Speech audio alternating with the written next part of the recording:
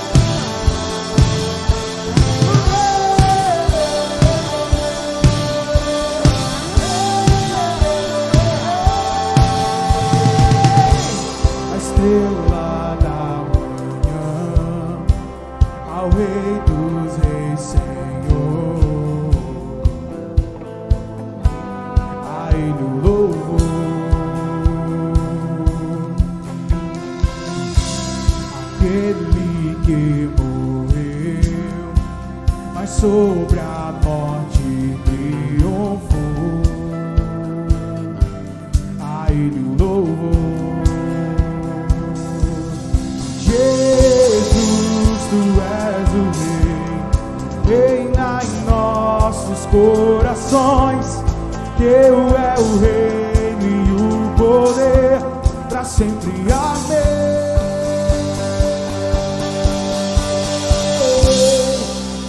A igreja canta a Ti, ergue a voz pra declarar, um só povo a proclamar, cantando bem alto, bem alto.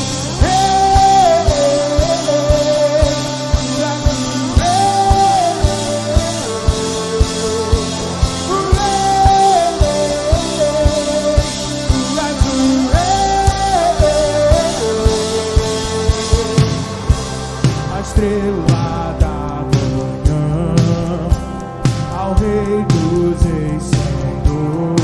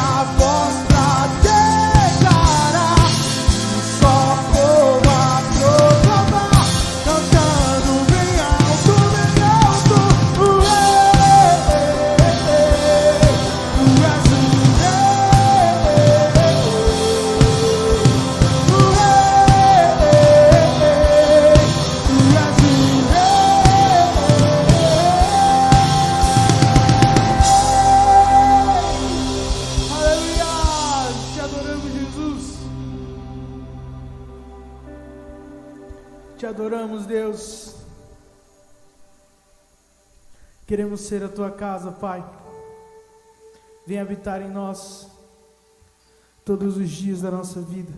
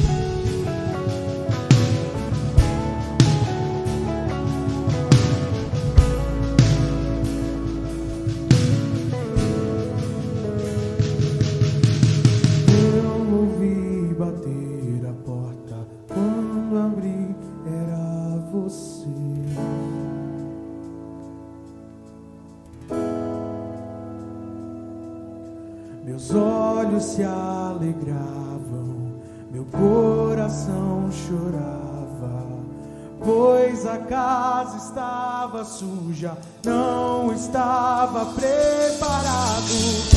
E mesmo envergonhado, eu deixei você entrar.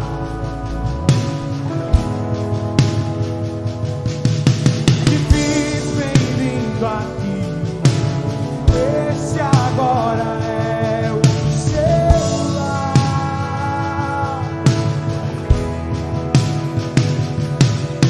Te fiz bem-vindo aqui. Esse agora é o seu lar.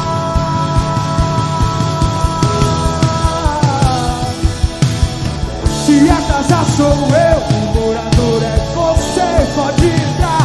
E se quiser mude as coisas de lugar. E se quiser mude as coisas de lugar. Se a casa sou eu, o morador é você, pode entrar. E se quiser mude as coisas de lugar. E se quiser mude as coisas de lugar.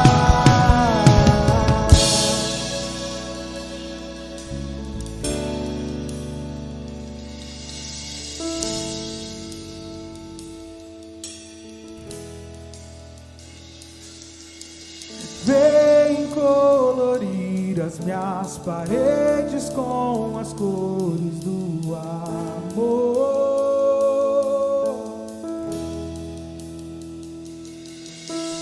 Vem decorar essa casa com o seu rosto, Senhor.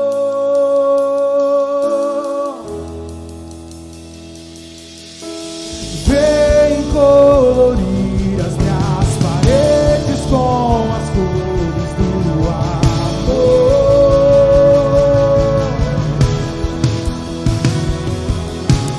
Vem decorar essa casa com o seu rosto, Senhor.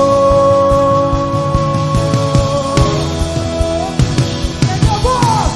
Vem colorir as minhas paredes com as cores do amor.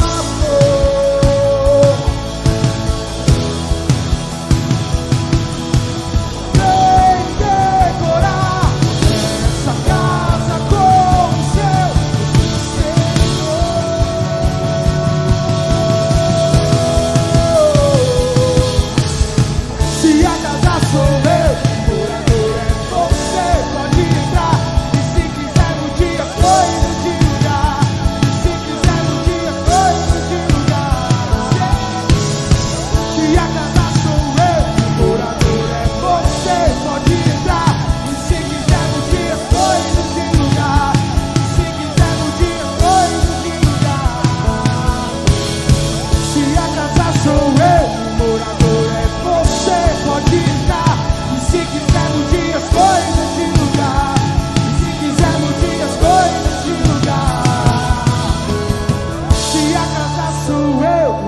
adorador é você, pode entrar. E se quiser mude as coisas de lugar.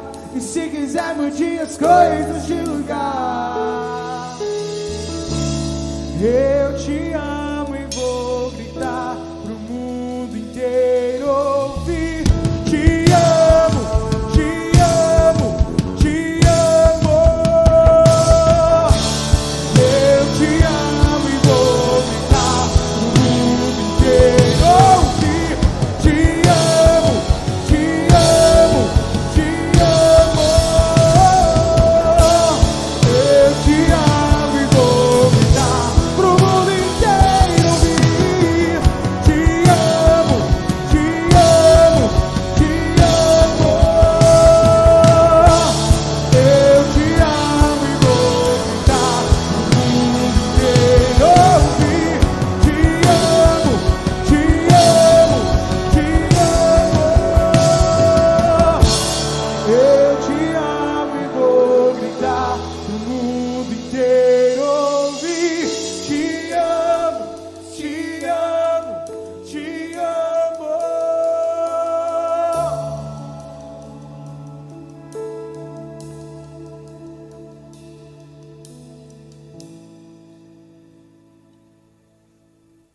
Olá, paz do Senhor, glória a Deus. Agora você vai ter uma oportunidade rica de ofertar e dizimar na casa do Senhor.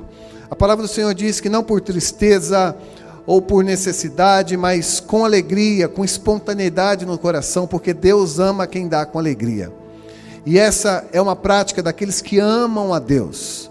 Nós entendemos que o Senhor tem nos dado todas as coisas, e as ofertas, os dízimos, eles fluem em amor e de forma espontânea. Por isso você vai ter essa oportunidade.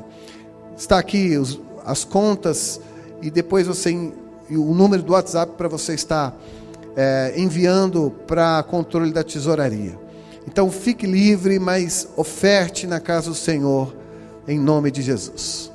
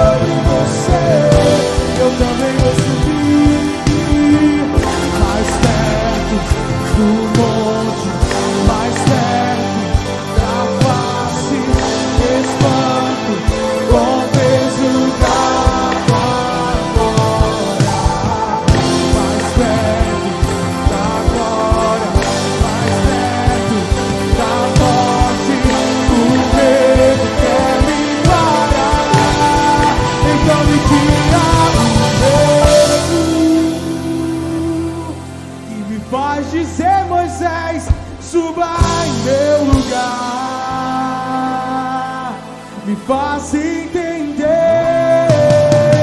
que a tempestade é você, chuva forte é você, vento forte é você, e o que me faz tremer as pernas, a porta aberta é você, mas a fechada é você, é tudo sobre você, que tira o medo, que me faz dizer, Moisés, suba em meu lugar, me faz entender que a tempestade é você, chuva forte é você, vento forte é você, e o que me faz tremer as pernas, a porta aberta é você, mas a fechada é você, é tudo sobre você, e eu também vou subir, eu vou subir um monte, que muitos desistiram, e vou ficar lá, até te encontrar, eu vou entrar na casa, e vou fazer morada, e vou ficar lá, até te encontrar, eu vou subir no monte, que muitos desistiram, e vou ficar lá, até te encontrar, eu vou entrar na casa, e vou fazer morada, e vou ficar lá, até te encontrar, mais perto do monte, mais perto da face, levando com o peso da glória, mais perto da glória, mais perto da morte, o medo quer me parar, então me tira do medo e me faz dizer, Moisés, suba em meu lugar, me faz entender que a tempestade é você, chuva forte é você, vento forte é você, e o que me faz tremer as pernas, a porta aberta é você, mas a fechada é você, é tudo sobre você. A tempestade é você, chuva forte é você, vento forte é você, e o que me faz tremer as pernas, a porta aberta é você, mas a fechada é você, é tudo sobre você.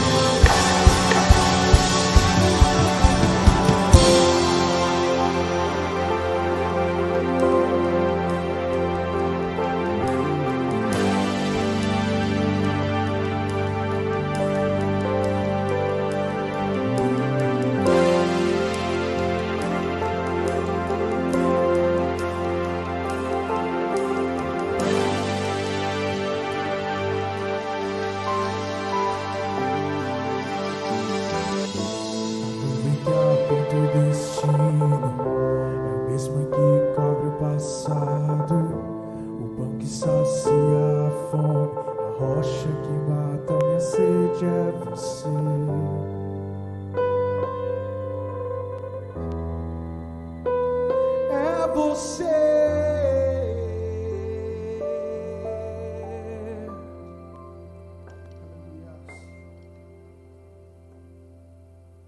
A paz do Senhor, glória a Deus. Mais um domingo juntos, onde nós podemos virtualmente louvar a Deus, estudar a palavra, aprender um pouco mais da palavra do Senhor. E essa é a minha oração nesta noite para você, para sua casa, para sua família, que Deus possa falar contigo tremendamente, falar ao teu coração, gerar paz, tranquilidade, fé, esperança, arrependimento, conversão de vidas.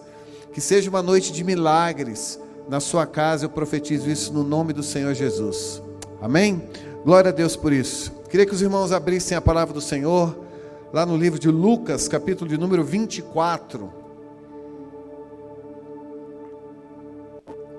Versículo 13, uma passagem conhecida, interessante. Já pregamos em outras ocasiões acerca dos discípulos no caminho de Emaús, mas eu queria abordar um outro aspecto nesta noite com os irmãos, acerca desse trecho da palavra e as suas aplicações nesse tempo que estamos vivendo.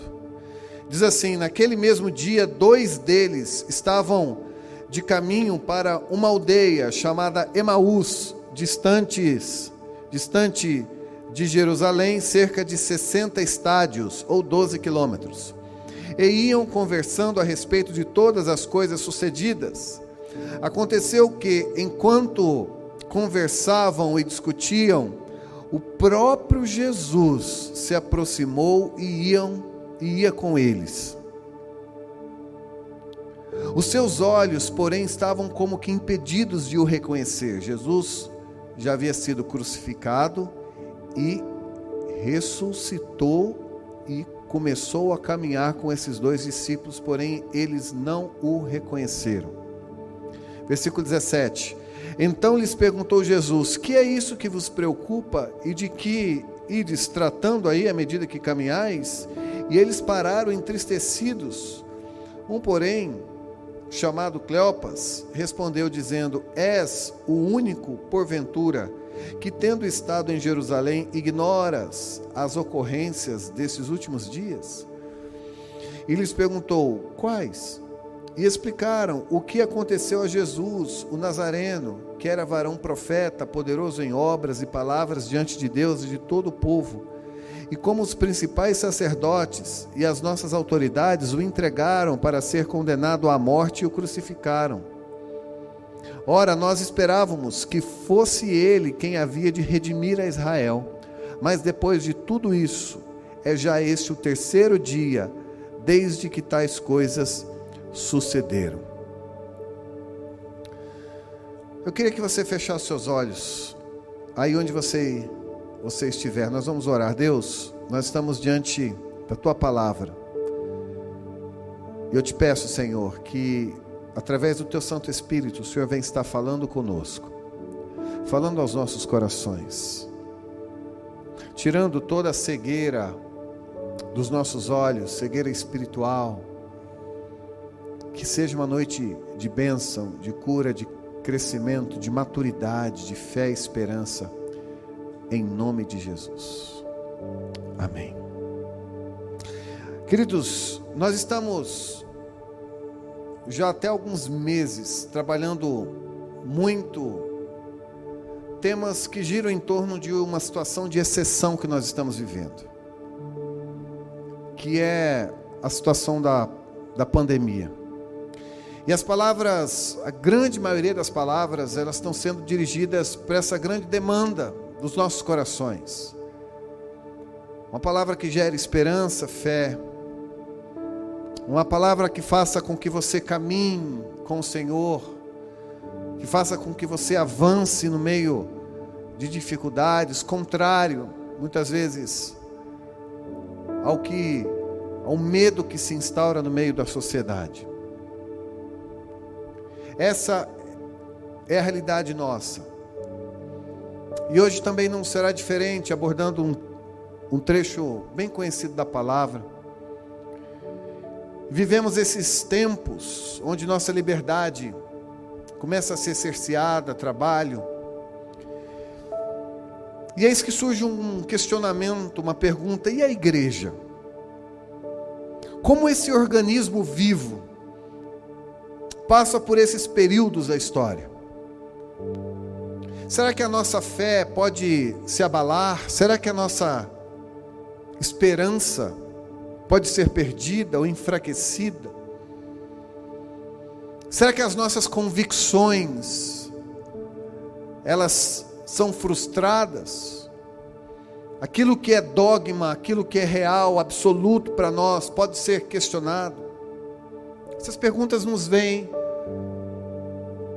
ou vêm aos nossos corações nesses momentos. Vemos famílias com insegurança, medo. Os frutos do Espírito são colocados em xeque. Paz, alegria, domínio próprio. E parece que estacionamos no tempo e no espaço da nossa vida pessoal com Deus.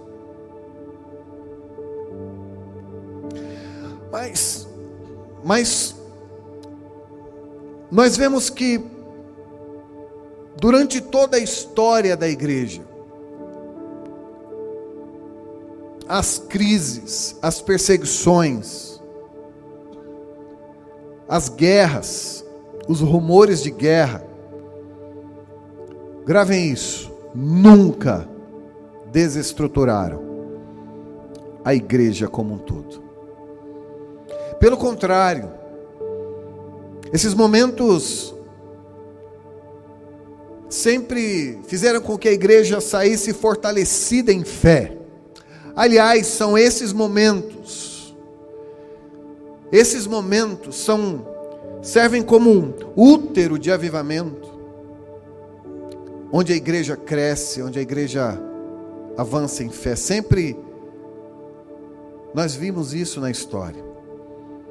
E é muito mais fácil a igreja se enfraquecer ou se fragilizar nos momentos de bonança, nos momentos em que há fartura, nos momentos onde que não se tem grandes desafios. Exemplo de Davi e Betseba, onde Davi já havia conquistado, onde Davi havia já chegado num topo, num platô, e de repente acordou tarde, foi ali para a sacada do seu palácio, e no momento de vacilo, desejou aquela mulher de Urias. No momento de bonança, no momento de tranquilidade. É aí que a igreja muitas vezes se enfraquece. Mas quando voltamos ao texto que lemos, queridos, nós vemos que os olhos desses dois discípulos, feita essa introdução, nós vemos que os olhos desses dois discípulos estavam desfocados. Eles estavam caminhando com Jesus, mas não reconheceram que era Jesus. Eles estavam falando com Jesus, mas não reconheceram que era Jesus. Estavam entristecidos. Mas por que isso? Porque um foco errado em Cristo pode gerar tanta insegurança, tristeza e frustração nesses discípulos. Eles estavam tristes. O foco que eles tinham em Jesus, a motivação do seu coração que eles estavam depositando em Jesus estava equivocado. Nós vimos que eles queriam que Jesus fosse o rei, o libertador de Israel, como nós vimos no versículo 21, esperávamos que fosse ele que havia de redimir Israel. O coração deles estavam entristecidos. Os olhos não conseguiram identificar o Rei dos Reis, o Messias, ressurreto no terceiro dia, caminhando com eles. Os olhos, como janelas da alma, refletem o coração, as intenções, as motivações, os segredos. E em cima disso, queridos, eu queria falar sobre a cegueira dos olhos como reflexo do coração. Mas voltemos ao nosso tempo.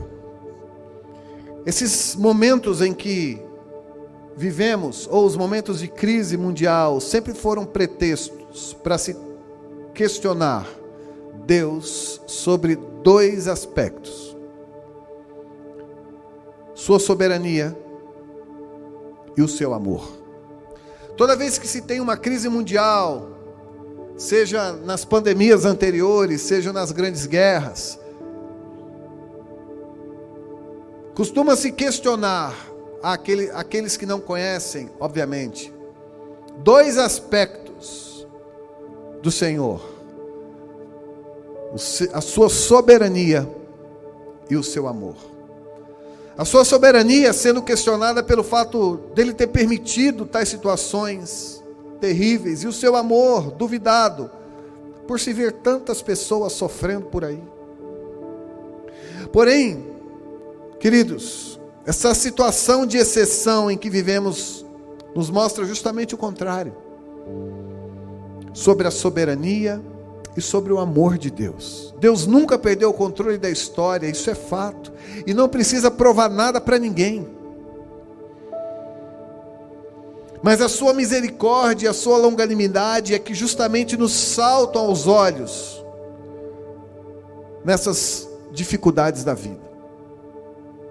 As misericórdias do Senhor, elas são refletidas quando nós temos o entendimento acerca das penas temporais versus a pena eterna. Nós vivemos tempos em que as dificuldades da vida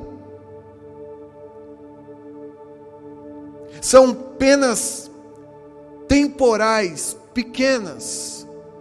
São momentos em que, e aí eu não quero falar sobre a ira de Deus, mas entrando um pouco dentro desse capítulo tremendo que muitos desconhecem, mas momentos em que nós olhamos e vemos, Deus está irado. Olha o que está acontecendo com o mundo. Queridos, a verdade é que quando nós entendemos quem somos e quando nós lemos Romanos 1, 2, 3, nós vemos que éramos para estar totalmente dizimados, porque pecamos e distanciamos do Criador. Não existe um inocente sequer nessa terra. Se Deus mandasse qualquer tipo de adversidade, entenda, queridos, a soberania de Deus não se questiona. Quem mandou as pragas para o Egito? Quem enviou o dilúvio? Quem liberou pragas no meio do seu povo para aviso ou arrependimento? Senão o próprio Deus, dentro daquilo que chamamos de pena temporal. Essas penas temporais, elas nos jogam de joelhos, ou deveriam jogar diante do Senhor, reconhecido que sua misericórdia, sua longanimidade é grande, reconhecido que nós como humanidade, nós falhamos e somos totalmente dependentes desse Deus de amor, e as suas misericórdias se renovam a cada manhã, porque eu, me conhecendo como ser humano, eu sei que deveria ser dizimado da face da terra, porque carregamos iniquidades, porque nos distanciamos do Senhor lá na origem.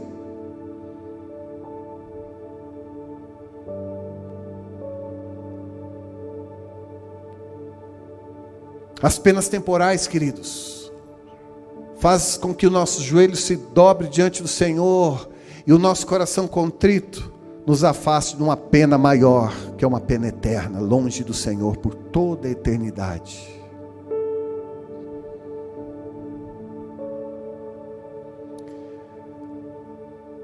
Desfocamos os nossos olhos do Senhor quando ignoramos justamente esses dois aspectos, a sua soberania e o seu amor sobre as nossas vidas. Os nossos olhos desfocados do Senhor nos afastam dele mesmo, conversando com ele, falando com ele, caminhando com ele, a exemplo dos discípulos no caminho de Emaús.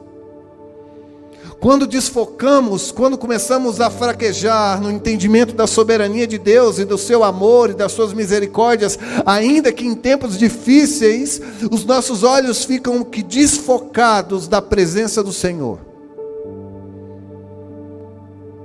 E aí, eu me assemelho àqueles discípulos que lemos, quando caminham com o Senhor, quando falam com o Senhor, mas eu não o reconheço como Senhor.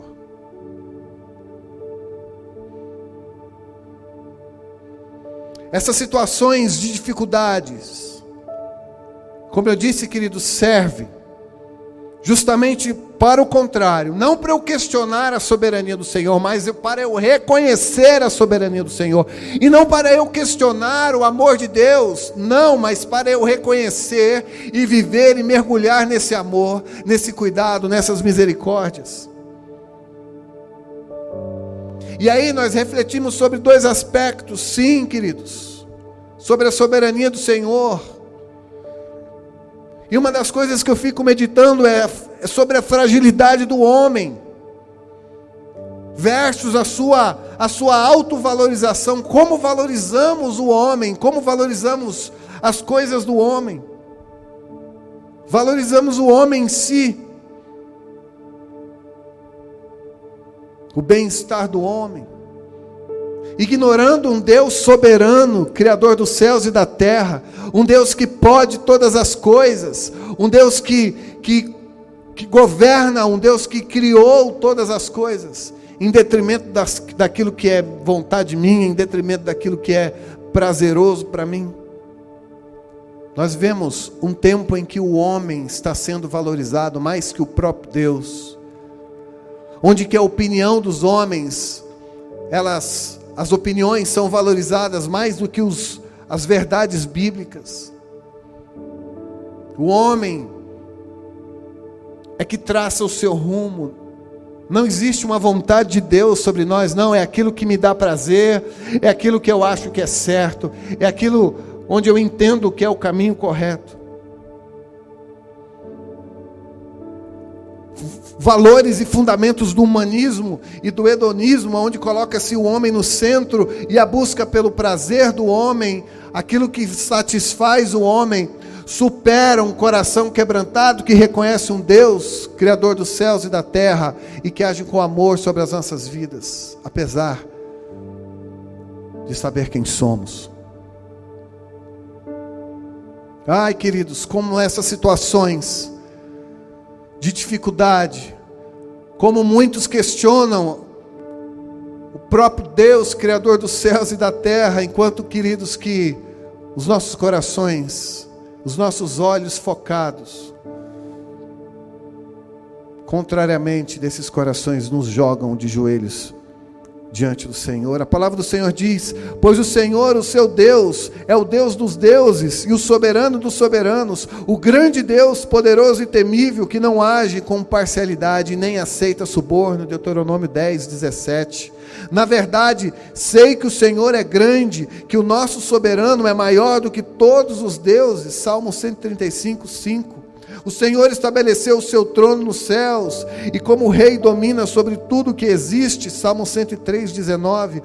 Quem não te temerá, ó Rei das nações? Esse temor te é devido. Entre todos os sábios das nações e entre todos os seus reinos, não há absolutamente ninguém compatível a ti, comparável a ti. Jeremias 10, 7. Ah, soberano Senhor, tu fizeste os céus e a terra pelo teu grande poder e por teu braço estendido, nada é difícil demais para ti. Jeremias 32, 17.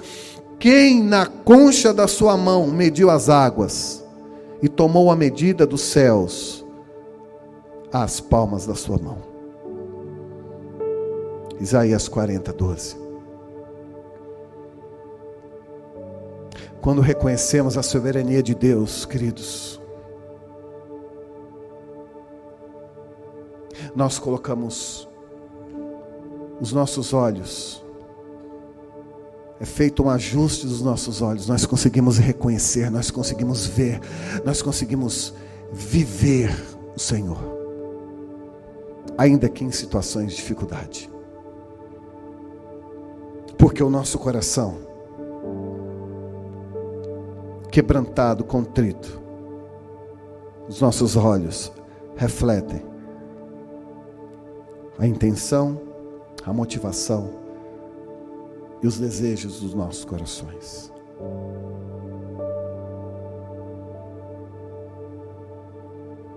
E se questionam a soberania de Deus, e nós batemos na tecla que nosso coração está quebrantado diante desse Deus, Criador dos céus e da terra.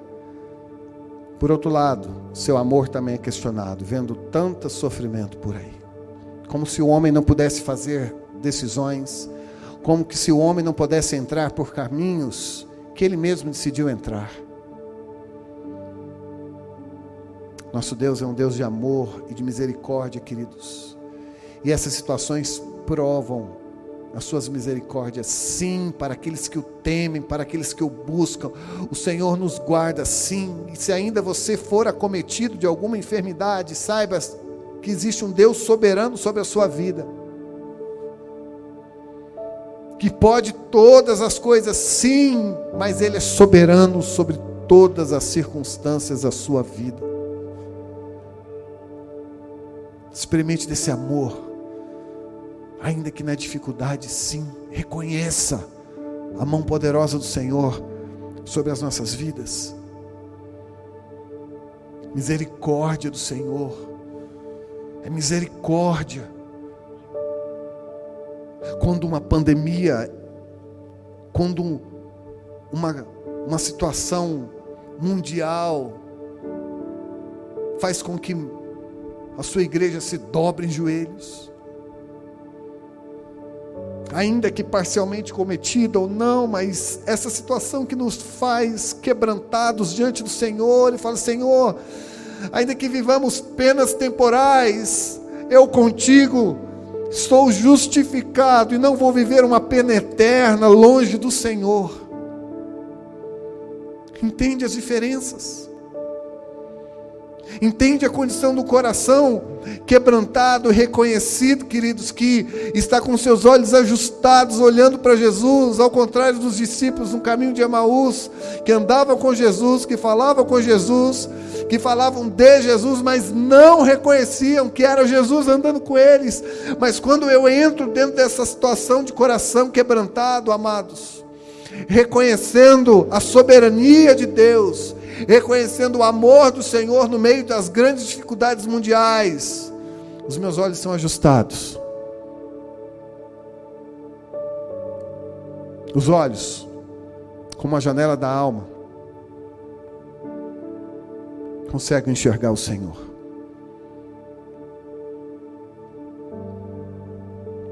O Senhor cuidou do seu povo durante as 10 pragas do Egito, na terra de Gósen. O Senhor os colocou lá, numa terra próxima ali ao Egito, próximo. E a Bíblia diz: enquanto as pragas caíam sobre o Egito, o povo era protegido em Gósen. O Egito sofria as pragas, mas o seu povo estava protegido em Gósen. Naquele dia, separarei a terra de Gósen, em que habita o meu povo, para que nela não haja enxames de moscas.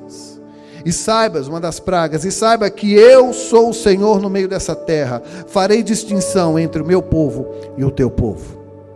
Êxodo 8, 22. Por toda a terra do Egito, a chuva de pedras feriu tudo quanto havia no campo, tanto homens como animais. Feriu também a chuva de pedras toda a planta do campo e quebrou todas as árvores do campo. Somente a terra de Gósen, onde estavam os filhos de Israel, não havia chuva de pedras.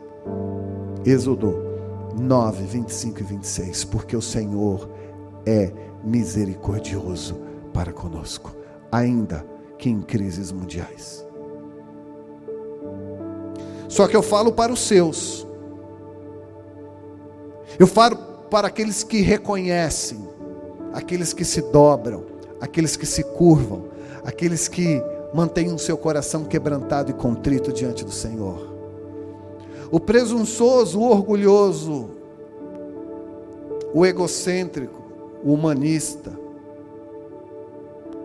o louco, vai dizer não a Deus. Porque os seus olhos refletem a condição do seu coração endurecido. Mas essas circunstâncias, queridos, como eu disse, são uma excelente oportunidade para dobrarmos os nossos joelhos em família, para estarmos com as nossas mãos dadas, enfim, com os nossos corações interligados, e conectados diante do Senhor. Pode a igreja passar algum tipo de dificuldade? A igreja, que eu digo, queridos, não é a estrutura física, não são todas as pessoas, mas nós falamos da igreja, aqueles que são genuinamente convertidos ao Senhor. Não são os amigos do Senhor, não são os chegados do Senhor, não, são aqueles genuinamente convertidos. E genuinamente convertidos, queridos, são aqueles que entregaram a sua vida para o Senhor Jesus. Você não precisa saber a Bíblia, você não precisa ter sonhos nem visões, você não precisa saber orar bonito, você só precisa dobrar o seu joelho, e se for verdadeira a sua oração diante do Senhor, uma oração de reconhecimento, existe um Deus que é soberano sobre todas as coisas. Existe um Deus que é infinito em amor. Eu me entrego a Ele. Eu reconheço os meus pecados e a minha dependência desse Deus. Aqueles discípulos caminhavam, conversavam, mas não reconheceram Jesus nessa caminhada.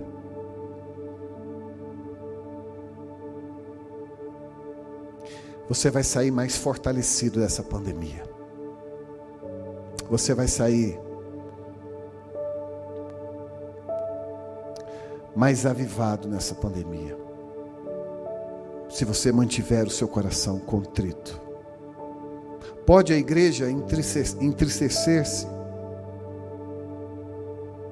Até pode. Pode a igreja ser abalada? Até pode. Pode as suas emoções ficarem abaladas? Sim, até pode. Mas a sua fé jamais. A condição do seu coração, as suas verdades, principalmente sobre a soberania de Deus, sobre o amor e a misericórdia do Senhor, jamais. Os seus olhos precisam ser abertos. Os seus olhos precisam refletir essa condição do seu coração. Eu queria que você fechasse seus olhos onde você estiver. Nós vamos fazer uma oração. Eu quero liberar uma palavra de bênção sobre a sua vida.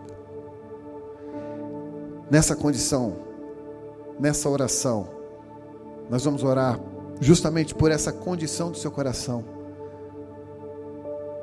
Não queiram ser como aqueles discípulos que caminhavam, que falavam, mas não reconheciam. Muitos estão assim, falando de Jesus por aí, falando com Jesus até muitas vezes, mas seu coração está fechado, seus corações fechados, com questionamentos, com dúvidas. Descanse no Senhor, você e sua casa. Descanse no Senhor, você e sua família. O Senhor tem cuidado de nós. Feche os seus olhos. Deus, eu quero poder abençoar cada casa alcançada por essa palavra, cada coração, cada vida, Senhor. Eu quero abençoar cada um que se coloca agora diante de Ti, Pai, com seu coração quebrantado, dizendo: Deus, o Senhor é grande entre as nações, nada pode mudar a sua vontade, e nada pode nos separar desse amor eterno, tão grande, um amor que fez com que Deus Pai entregasse o seu único Filho para nos resgatar. Deus, eu quero liberar essa palavra de bênção, de vitória, em nome de Jesus.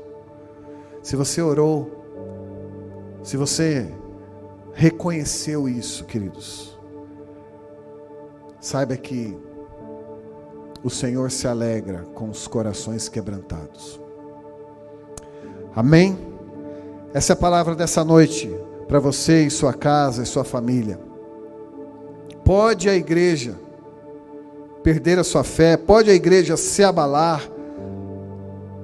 Não.